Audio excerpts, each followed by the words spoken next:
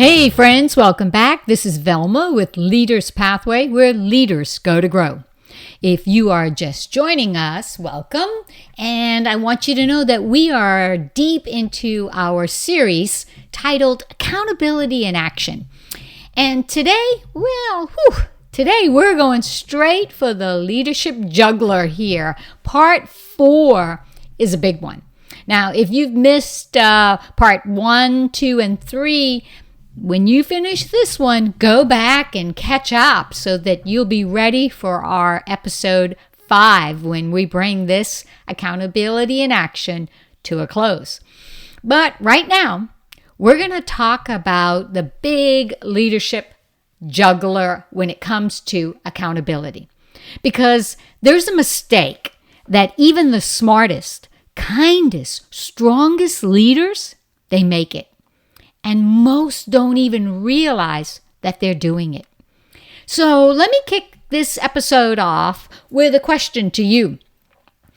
When something goes wrong on your team, when a project fails or a project doesn't get completed or a ball gets dropped, do you fix the problem but skip the conversation?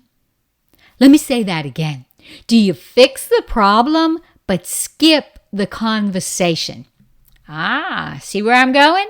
That feeling you just had, that's the one. See, most leaders don't avoid accountability. They just adjust for it. They adjust for the accountability. They correct the work. They tidy the email. They patch the mistake. They smooth over the conflict. They fill the gap. And then they whisper to themselves, I'll just handle it this time, just this time. So they're making excuses. My friend, if you've ever whispered that phrase, I'll just handle it this time, we need to talk. Because here's today's truth bomb. Correcting the work does not correct the pattern. Let me say that again. Correcting the work does not correct the pattern, that pattern of behavior. And every time you step in, every time you save the day, your team steps back. Now, let's have a little story here. Let me share a little story. Let me tell you about a leader named James. Now, James is brilliant. He's polished, well put together. He's calm under pressure. He's the type of leader, HR, the HR department, they brag about him during orientation with all the new employees. But James has a secret. James has a secret, and every time someone on his team messes up, he quietly slips in after hours and he fixes their messes. He smooths over that client email that might have not gone well. He realigns the data in the spreadsheet because it wasn't entered correctly. He rewrites the confusing slide before the presentation is made. He adjusts the deadline for a project so no one looks bad. And he tells himself, it'll be faster. It'll avoid conflict. They'll get it next time. But here's what really happened. His team, good people, smart people, they started assuming that James would always fix it. He would always be the safety net. Not intentionally, of course, and not maliciously, just predictably. And guess what faded? What James lost through all of this from his employees is their ownership, their initiative, their confidence, their quality of work. And James lost a lot of sleep. This, my friend, is the cost of skipping accountability conversations. That's what I want to talk to you about today. The accountability conversations that have to take place. Now, research in 2025, Neuro Leadership Institute found that when leaders correct tasks without addressing the underlying behavior, employees do not register the correction as feedback. They actually register that correction as relief. Read that again. When leaders, when you correct a task without addressing the behavior that's causing that task, your employees do not register that correction, that fixing of the task as feedback. They register it as relief. They don't see it as you trying to show them that we need to change behavior. They don't think, I need to improve. They think, phew, my leader handled it, which means the cycle repeats. The pattern of the behavior you don't want repeats. No improvement, no ownership, no accountability. And you, my leader friend, you carry the burden again and again. So what's the number one accountability mistake? Well, in all of my research and in my experience, I've found that the number one accountability mistake is fixing the work for your team, but avoiding the conversation with your team. It feels like you're being kind when you fix the problem, but you avoid the conversation. It even feels efficient to you. It feels like, hey, this is good leadership. But it's slowly draining your trust, your time, and your peace. And the fix is really powerful. See, the fix, when we focus on fixing the pattern, is not just about fixing the task. So let's move from fixing a task to fixing a behavior pattern that we need corrected. When you want accountability on your team that is in action, that sticks, not accountability that slips, you must name the behavior, not just correct the outcome. So here's your power move moment. Instead of, I've corrected the issue, try saying this to your employees. Let's talk about what led to this and what needs to change going forward. Do you see the difference? Versus coming to them and say, hey, I corrected the issue on that project. Say, hey, let's talk about what led to this issue with the project and what needs to change going forward. Do you see the difference? One fixes the task. The other fixes the trajectory. Accountability is not criticism. It's clarity. It's not harsh. It's actually honest. And it's not mean. You're not mean when you hold your team accountable, because accountability, it's maintenance. It's your maintenance for trust, for performance, and for the relationship.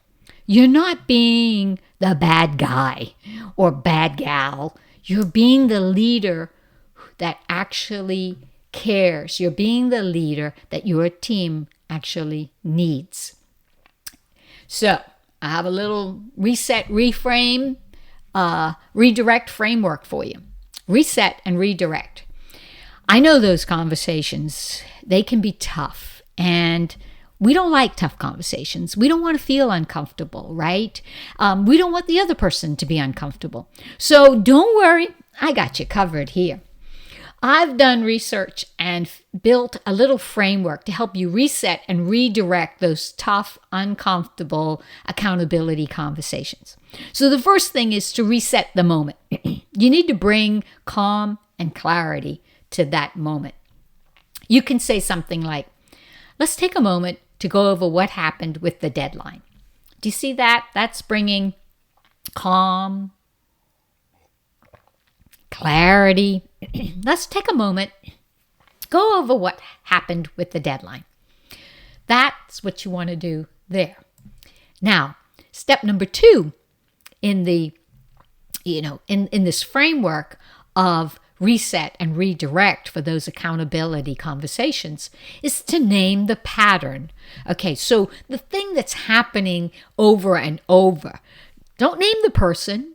We're not talking about the person. We're not talking about blame for something. We're talking about the pattern that we see happening. You could say something like, I'm noticing deadlines have slipped 3 times this month. See what I mean? We're talking about the pattern. What happened? Deadlines have been slipping 3 times this month. We're not talking about the person. We're not talking about any blame here. We're talking about the pattern that we see. And this third step is to clarify the expectation. You could say something like, Deadlines must be met unless you and I communicate ahead of time. We've got to talk about if we're not going to hit a deadline. So you're clarifying the expectation. So you see what I mean when I say reset and redirect these accountability conversations so they're not tough.